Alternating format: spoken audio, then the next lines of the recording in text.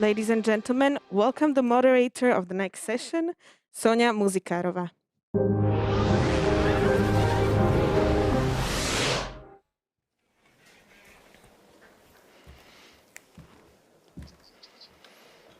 All right, so good morning, ladies and gentlemen, and welcome to this session on strategic autonomy versus global supply.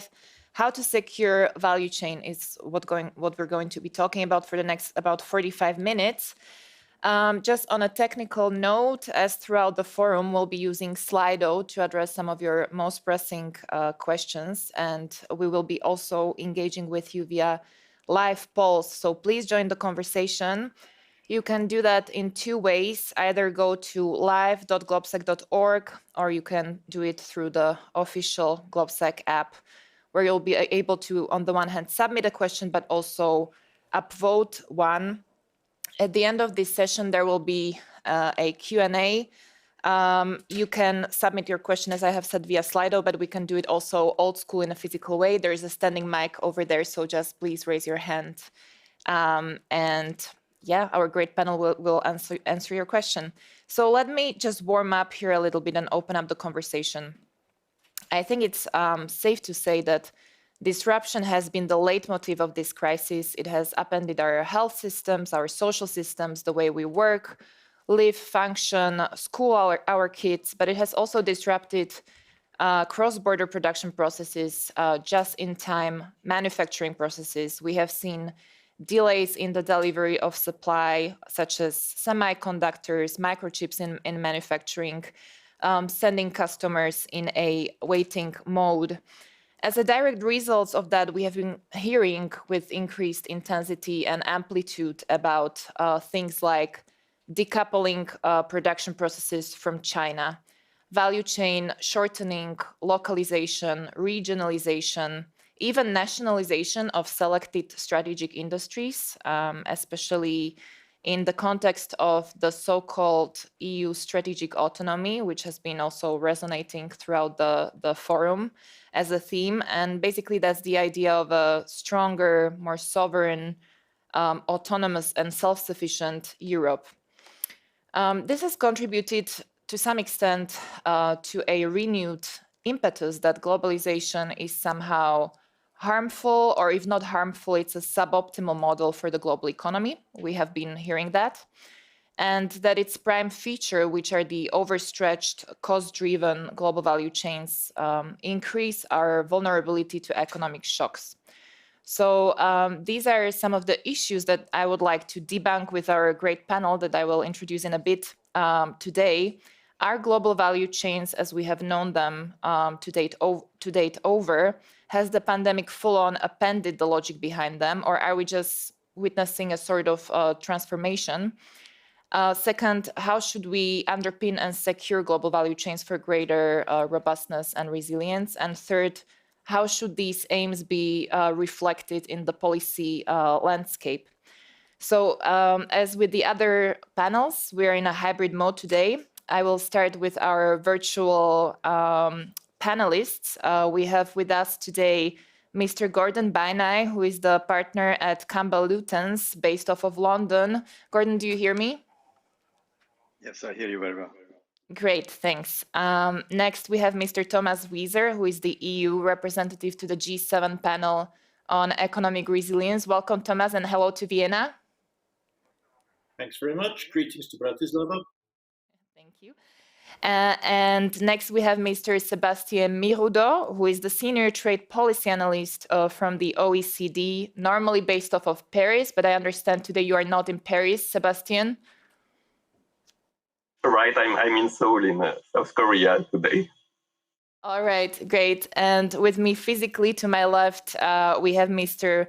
Michał Krupiński, who is a senior advisor at Warburg Pincus LLC, based off of London. Hi, Michał, and welcome. All right, so let us dive into the conversation and lay some groundwork here.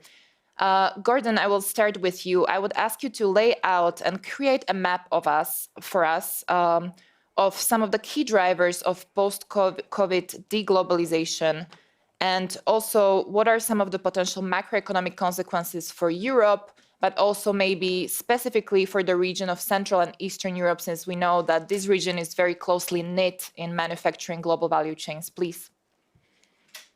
Thank you very much, Soňa. So, first of all, the disruption didn't start with COVID, and I would be very careful to base my analysis on what happens because of COVID. I believe that COVID has not changed the directions and trends that were already ongoing in the world. What it means is it has accelerated significantly those trends that were pre-existing. One of the most important of such trend is a fight against or a turn back from globalization. There are domestic political reasons for that in many regions in the world, in the United States, as we see with the emergence of Donald Trump and Trumpism as a whole. Also, China's status in the world is changing from a pure low-cost manufacturer to a much more complex economic status, moving away from an export-led economy. These factors have been pre-existing COVID. There is another even more important geopolitical shift, which is that the United States now, the hegemony, the leading role of the United States in the world is very seriously challenged by an emerging China. This has been a long trend, but this is now realized, and that is leading the world towards less interdependence and more sort of bifurcation at the minimum. Now, this was the underlying trend. And globalization has taken a certain revenge on employment and on the politics of these countries. And what this COVID has accelerated is the tendency to turn back from that. What is very typical after there is a global crisis is always the reaction is to solve the crisis is always on the shoulders of the given states, nation states or regional governments like the EU. And that typically means that the role of the state is increasing versus the private market actors. This has happened after 2010. And usually this increased role of the state is quite sticky. State is not easily walking back from its strengthened and augmented position when the crisis ebbs. So it happened in 2010, and some of it is still alive. And COVID has significantly strengthened this process of making states' regulation stronger. So the practical consequences for our world is, in the coming years, I would expect that state will be more important than private sectors. That's completely different than the period between 1998 and 2010. State more important than private sector. The second is strategic considerations will be more important than efficiency. That goes against the super efficiency just-in-time deliveries of the global economy. Strategic autonomy will be much more relevant. If Europe realizes that more than 90% of our anti-fever pills, paracetamol pills, are coming from India, you may think it's not sustainable and you want to bring it home, just to give you a very simple example. But think about chips produced in Taiwan and the fight for the influence over the Taiwanese chip manufacturing industry, which is at the moment slowing down even car manufacturing, just to say the most obvious thing. So strategy will be more important than the global efficiency. Also, in general, regulation, the power of regulation will overrule the forces of market much more than before. We see it in, for example, tax changes that were just agreed by the G20 based on the OECD recommendations. But if you think about data regulation in the world or climate change related regulation, these regulations are sometimes going against the pure business logic. And that is going to stay with us for quite a while. And that will have an important impact on supply chains. So the strategy, the geopolitical strategy and the domestic internal political considerations will mean that governments will overrule the global economy and try to focus on their regions. I expect there will be 3 regions dominantly in the world: China, and its world. If China can find allies, because China in the past had very big difficulties of building long-term standing strategic alliances. The other region where regionalization of industries and supply chains were concentrated is the US and its world. And then there is a big question, and it's a big task for all of us, is whether Europe can still become the third relevant region of concentration and focus in the world. In this changing world, the stake for Europe is to stay at the negotiating table where the rules in the world are set. Because there is an old saying in politics, if you don't sit at the table, you will be on the menu. And that's what Europe should avoid. Thank you very much, Gordon. But still, to push us on this and set the record straight when it comes to the macroeconomic picture, we do hear a lot of outcry about supply chain bottlenecks in the media and so on. But at the same time, the incoming information and data have been suggesting a very strong rebound in international trade, both in imports and exports, and not only in one region of the world, for example, in China or Taiwan, but also across the board in the US, in the Eurozone as well, which seems to be recovering and faring pretty well. So also on top of this new information, the OECD and other international organizations have been revising up their global growth forecasts and other macroeconomic variables. So how do we actually square this strong trade rebound with these supposedly appended global value chains? To some extent, it's a bit counterintuitive. Sebastien, can you bring us up to speed here? Yes. I think we have to look at the sequencing and what happened since last year. So when the pandemic started, the main concern was really a collapse in trade, many supply disruptions, followed by a deep recession. So the lockdown of the Chinese economy in February 2020 sends a signal that somehow global production could come to a halt. And at this time, maybe government in the EU or in the US did not expect to be hit by the pandemic. So the concern was really that production would be disrupted because there would be no access to inputs from Asia. But the Chinese lockdown was rather short, and progressively all economies were affected by the pandemic. The pandemic created many disruptions in trade, in particular in the transport networks due to the quarantine rules, also the reduction in air cargo that was supplied through passenger flights. But at the end, it's not global manufacturing that was the most affected, and not Asia, where somehow governments, on average, let's say, were more successful to contain the pandemic than governments in the rest of the world. So the main impact of COVID-19 has really been a shift in demand, not just a reduction or a decrease in demand.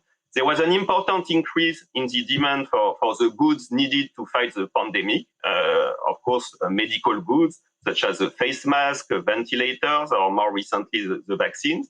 But the lockdowns and the stay-at-home policies have also shifted demand from the in-person services. You can think about the restaurants, catering services, entertainment, hairdressing, and so on, to the goods and services you need when you work from home, so such as IT goods, e-commerce, or delivery services. So global value chains have adjusted, and there was even a trade boom for these products in the second half of 2020. We have seen more trade and more reliance on global value chains because the in-person services that were less demanded are kind of because they are services, they are less traded, while the medical products, the IT goods involve trade and GVCs. So we had an economic shock, we had a recession, but we have this paradox of having more trade, but really for a very limited set of products. So today we can say that GVCs have been rather resilient in the sense that they have recovered quickly, even after this extraordinary shock that was COVID-19. So it confirms what we have seen in the past, for example, after the earthquake and tsunami in Japan in 2011, or the floods in Thailand the same year. So we have to understand that resilience is not about avoiding disruptions, because whatever you do, you will face crisis, but it's about recovering quickly. But the type of disruptions that GVCs are still struggling with today are not so much about inputs not delivered, but simply the challenge of increasing production. It was a story at the beginning of the pandemic for face masks. It's still the story today for the vaccines, and beyond medical products that it was mentioned, it's also the issue with semiconductors now. But to quickly ramp up production, I really believe you need this global value chain. And if you think about the vaccines, they are really a GVC story with cooperation among different firms in different countries. It would not have been possible to develop these vaccines so quickly and to produce them at a large scale without a global production. But of course, it's still not enough. So there are policy questions. But I would think that the alternative and relying less on GVCs would have put us in a worse situation than where we are now. Thank you very much, Sebastien. Turning now to my only physical panelist and partner in crime, Michał. You're an advisor to a global private equity firm, and your mission centers on building durable companies with sustainable value. When you square this objective of building durable companies with what we have seen on the global value chain front, but also with the macro picture that we have discussed that has been presented, how do you square this? Do global value chains actually require a major overhaul to achieve this mission? Yeah, thank you very much, Soňa. And maybe before I respond directly to the question, let me make a couple of comments. Sure. My perspective is also a perspective of someone who was at the board of the World Bank during the past global financial crisis. This crisis was different because it was self-inflicted with lockdowns to a big degree, and the response was different. But first of all, as Prime Minister Bajnai was saying, I think what we saw last year is nothing new. It's just a reflection of economic reality, where you do have a lot of regions in the world that simply are no longer strong in terms of manufacturing. What we saw was a big surge in demand, and in my personal view, a delayed policy response and a delayed response from many governments in terms of making sure that the medical supplies are there. This reminds me, there was a small scandal in Switzerland where they asked a 21-year-old person who actually delivered a lot of medical equipment to some of the governments in Europe. They said, how come did you do that? And he was saying, I was just watching TV in December of 2019, and I saw people wearing masks in China. And I come to a conclusion that this will come to Europe, and that's why I bought quite a big shipment. So what happened was many of the governments simply didn't see it. And that's why there was this panic effect, which for me also speaks to the fact that you do not have proper coordination. And as we all know, all of us who studied EU, we do not have proper coordination and policies in terms of healthcare and security on the EU level. And what we have seen is, to a big degree, the EU going from one extreme to another, which is, moving from a deficit of supplies to a surplus, moving from a deficit of vaccines to a surplus of vaccines, et cetera, et cetera. But I think the impact will be profound. Unfortunately, it was to a big degree self-inflicted.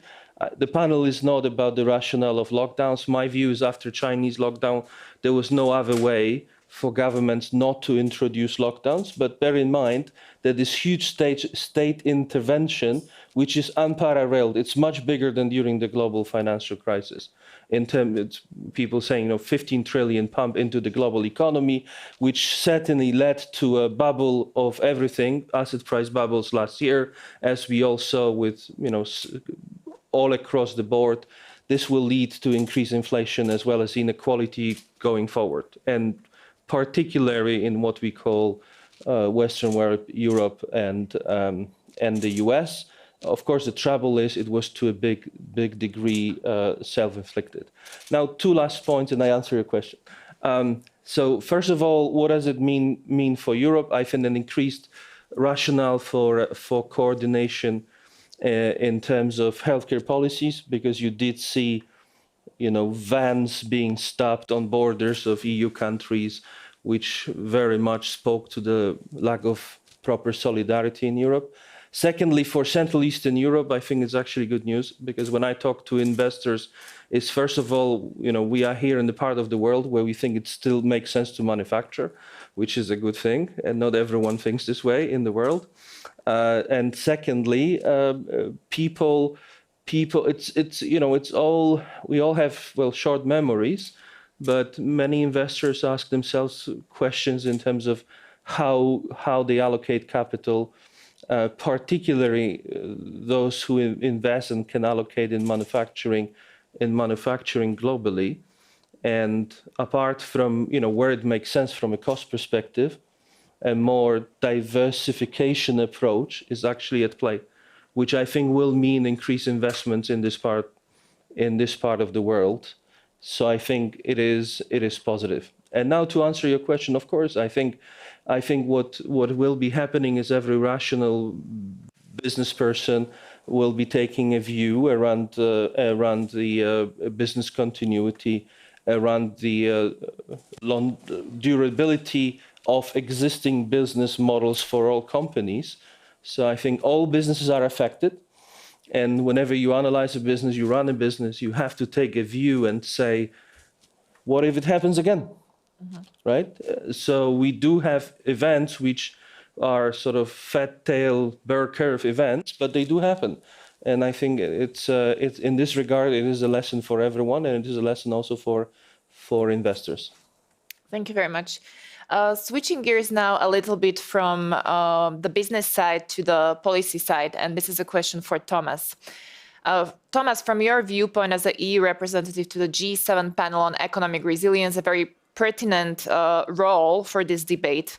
Can, in your view, global value chains be redesigned for greater resilience? And what's the role of policy here, both perhaps national, regional, and global? Not an easy question, but necessary. Thanks very much, Soňa. And I think it's good that you don't frame it in the context of the pandemic, because just as an example, as far as we know, the Evergreen didn't get stuck in the Suez Canal because it had contracted a virus, but for other reasons. And the effects were, of course, quite spectacular. And when we were looking at reasons and possible policy responses, we have remarked that most global value chains have shown fairly significant resilience and dynamism also during the pandemic, but that the recent events have highlighted a gap in our collective risk identification mechanisms and in the resilience of certain sectors which are critical to public goods such as health or security or environment.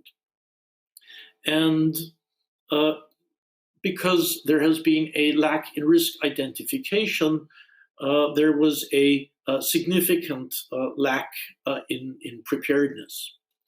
So many countries, and I think the G7 are at the forefront there, many countries are having a critical look at their national approaches on how to address these challenges. There is, of course, always the danger, as already mentioned, that you try to solve the last crisis and not the next one, even though everybody is saying next crisis will be different, we don't know where it's coming from, but nevertheless, the approaches tend to piggyback on solutions found over the last crisis. But the point is that true resilience, in the view of the panel, which just reported to G7 leaders, true resilience does arise from reliable and diverse and codependent global supply chains. And that presupposes, of course, a high degree of openness, a high degree of underwriting, fair degrees of competition. And that is why one shouldn't now panic and move to policies of trying to duplicate each and every potentially critical sector in every part of the world. But there are certain sectors where there is a convergence of criticality on the one hand, public goods that I've mentioned, and vulnerability on the other hand.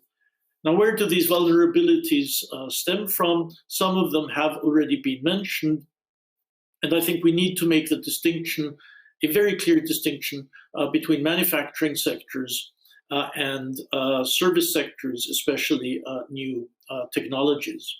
And in manufacturing, indeed, we have seen, for reasons of politicization of trade, of weaponization of trade, a ticking up, not least under the former President Trump, a ticking up of protectionist measures.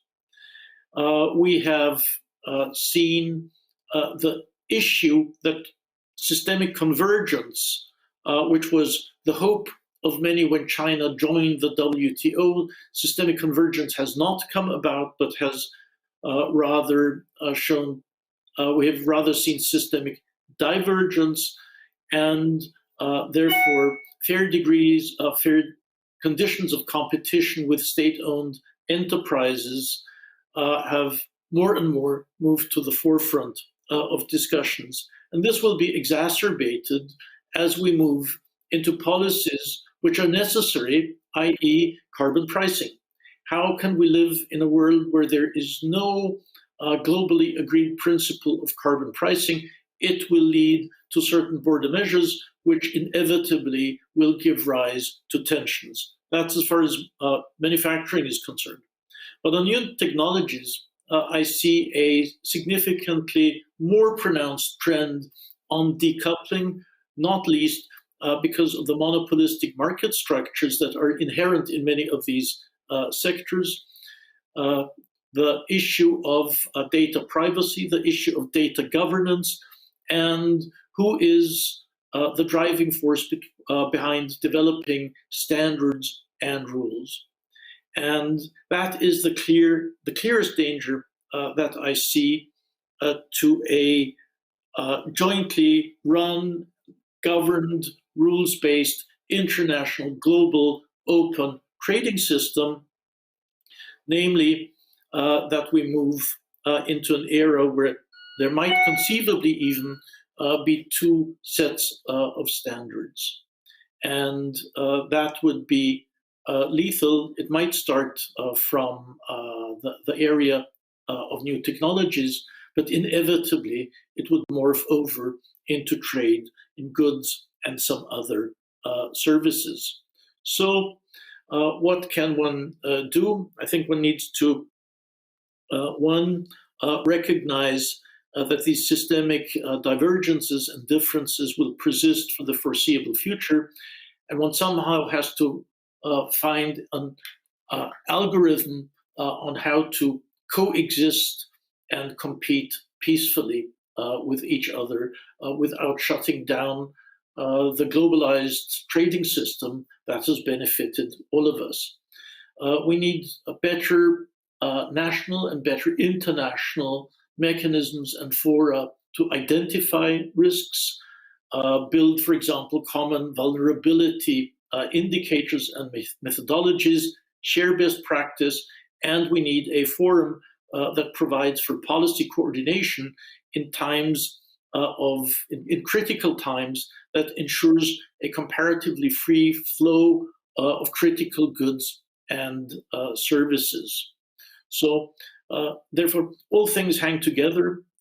This provides another strong rationale for overhauling the WTO, a strong rationale for overhauling, of course, the WHO. But if we look at supply chain resilience proper, and that is what this panel is about, we suggest that one focuses on three critical areas for now: health, critical minerals, and semiconductors. And one needs to branch out, build out from the G7, from the G20, to reach as many other countries as possible, so as to build up global chain resilience, if you so want, policy resilience. And for me, that is one of the lessons which I take from looking at around Europe. There has been, over the years and over the decades, a progressively weakening of the capabilities, capacities of the public sector.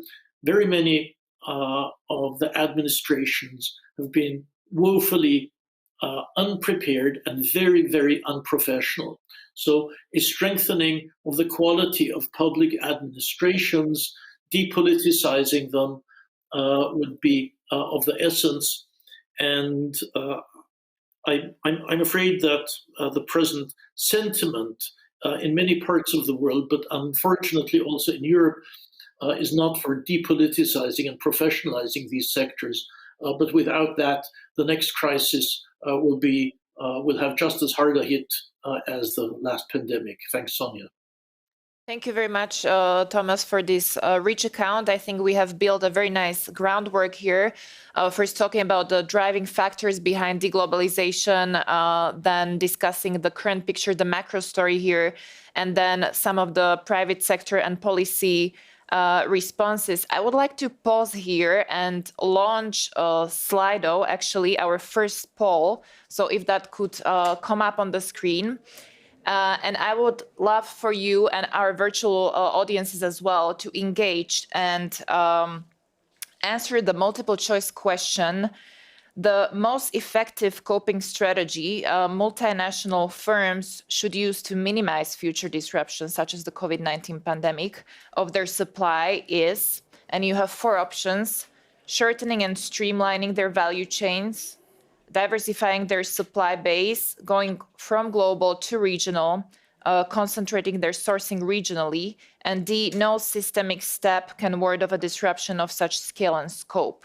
It'd be great if you could weigh in on that. We'll wait a couple of minutes and we should see some first responses, hopefully on the screen.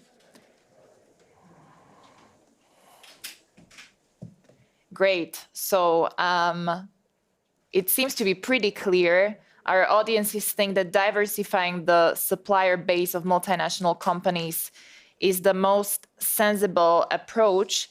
But let's have our panelists weigh in here on that. Turning to Sebastien again.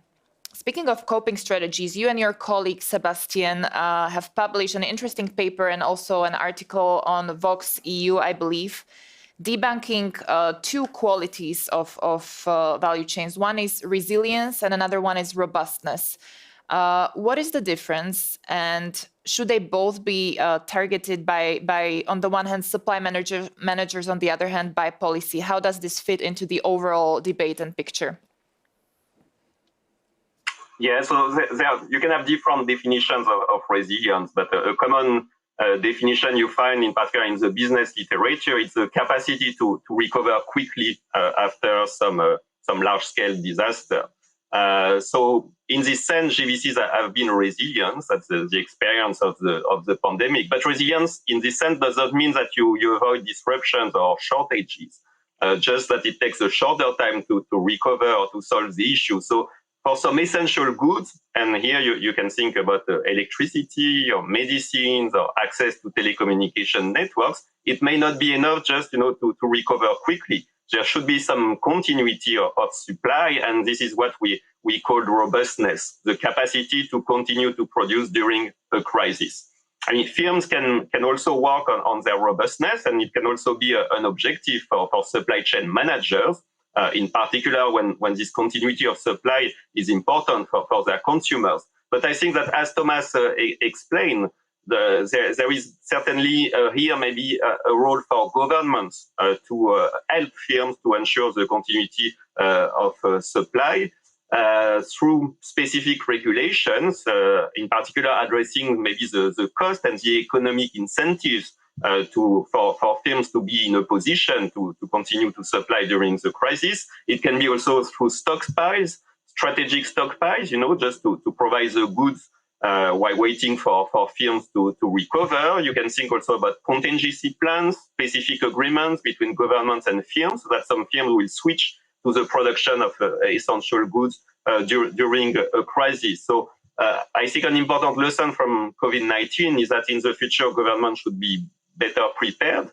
Again, really along the lines of what Thomas explained, look at different risk scenarios, have some indicators on bottlenecks, vulnerabilities in supply chains. And this is something the G7 has been working on with some report drafted by OECD. And OECD and other international organizations, together with government, will certainly continue to draw lessons, identify best practices, and see in particular how international cooperation can bring this kind of robustness in value chains. Thank you very much, Sebastien. I actually had a lot more questions for our speakers, but we have less than 10 minutes left.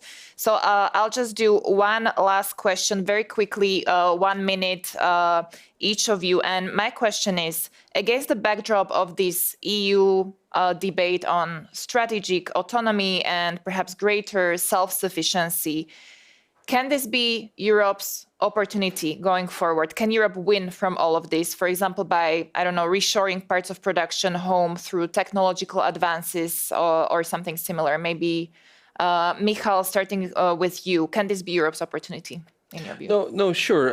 I think, and Sebastien just alluded to that. I think the argument that says we are investing in people, we are training specialists in vaccines, doctors, we are investing in technologies for ventilators and pharmaceuticals. And in the end, we cannot, in times of stress, when people are dying, we cannot actually impose anything on those companies. I think it is a valid argument. And you did see it in EU. You saw it with the largest pharmaceutical companies and ventilator producers in Switzerland. During the pandemic, and I think we have to remember European corporates are the biggest investors. European companies are the most international companies of all companies in the world by any standards. And I think in this regard, if there is this in-depth reflection, I think it does indeed pose a big chance. I think it is a chance. Having said that, you cannot solve new problems with old methods. And very much to the point that was made by Thomas is this lack of institutional capacity, lack of an ability to react very quickly. And in this regard, I would very much be in favor of a new recovery plan, which is more bottom-top than top-bottom, because you should be really able to see from bottom-top what are the real problems. It seems to me that the new policies are a little bit too much top-bottom in this regard in terms of policy response and recovery. Okay, great. Thank you for the beep. Yes, thank you. Very quickly, Thomas, 1 minute, and then Gordon, and then we move to the Q&A.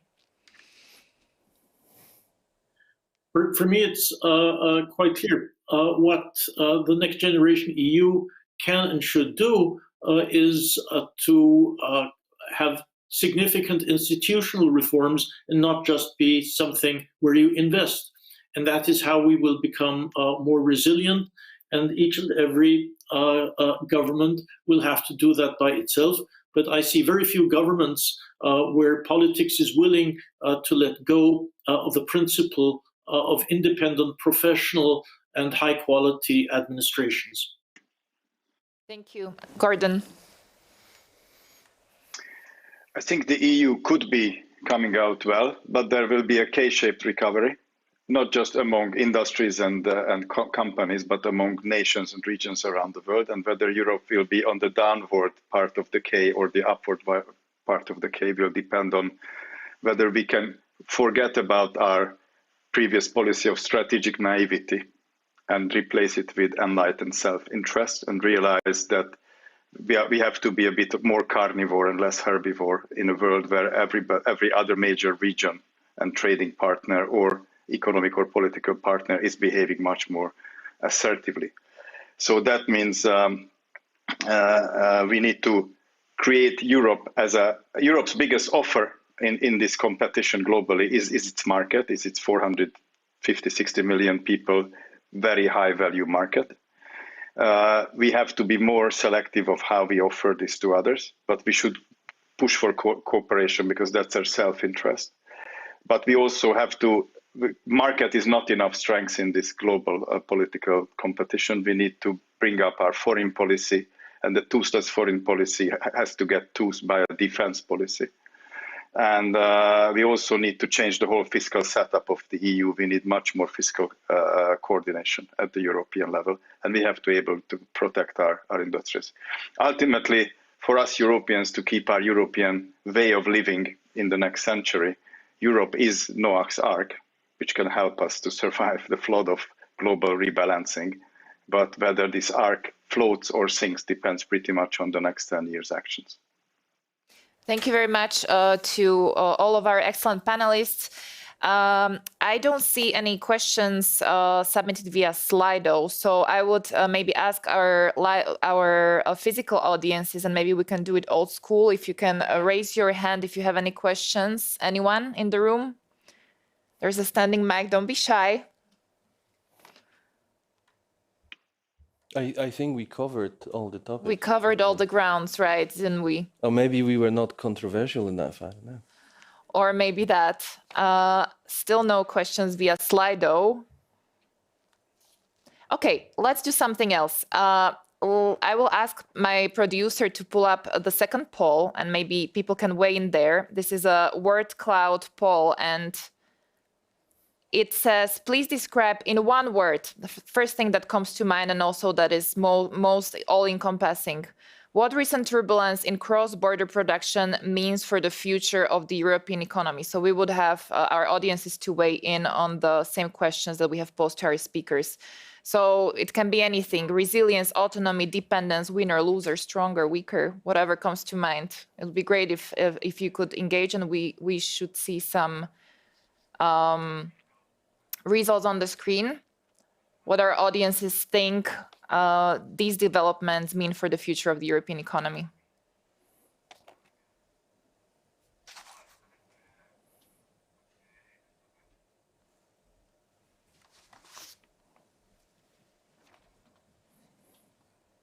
All right, we see flexibility, progress, opportunity, decreased influence. All right, progress is the most typed in term to describe what it means for the future of the European economy. Okay, well, that's not bad at all. If it's opportunity. All right, great. I would hereby conclude today's session. We have looked at several layers of how to secure value chains. We took stock of the deglobalization drivers, the macroeconomic picture, discussed whether building durable companies requires a major global value chains overhaul, and also how can policy help underpinning resilience of global value chains. We also discussed some coping strategies and pondered whether recent developments are indeed Europe's opportunity going forward. Thank you very much for the great panel, for their insights, and also to our audiences for not so lively discussion, I might say, but for the nice engagement in the live polls. And stay tuned for the themes surrounding economic recovery on the GLOBSEC website and social media. Next up, we have in Habsburg at 12:15 a session called Big Tech and European Regulations. And right now in this room, we will be live streaming Maria Theresia's stage with a session Geopolitical Europe at Crossroads, Western Balkans in the post-COVID-19 era, with ministers of foreign affairs from Croatia, Macedonia, and Slovenia. So thank you very much. Thank you. Thank you very much.